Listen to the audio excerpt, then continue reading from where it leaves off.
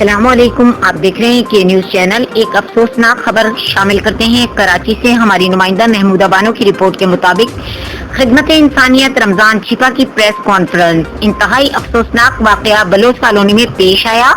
آج صبح 8 بجے چھپا کنٹرول پر نومولود بچی کی موجودگی کی اطلاع ملی۔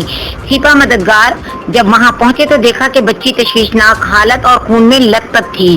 بچی کو 2 منزلہ عمارت سے پھینکا گیا تھا۔ اس وقت حالت تشویشناک تھی۔ جناح اسپتال کے ڈاکٹرز نے بہت محنت اور محبت سے اس کا علاج کیا، جس کے بعد اس کی حالت ٹھیک ہوئی۔ بچی کی دائیں آنکھ پر زخم آئے ہیں۔ بچی کو بلڈنگ کی عمارت سے پھینکا گیا تھا۔ بچی دکانوں کے چھپر پر گری تھی۔ بچی کی طبی امداد کے لیے جناح اسپتال منتقل کیا گیا۔ علاج کے بعد ہوش آیا۔ بچی کی دائیں آنکھ پر زخم ہے۔ آئندہ روز بچی کی آنکھ کا معائنہ کرایا جائے گا۔ 35 سالوں میں ایسا نہیں دیکھا کہ کوئی عمارت سے گرا ہو اور بچ گیا ہو۔ ہمیں نومولود بچی کچرے کے ڈھیر اور ندی نالوں سے ملتے ہیں۔ نومولود بچی کو چھپا کے جھولوں میں ڈال دیا کریں۔ رمضان چھپا۔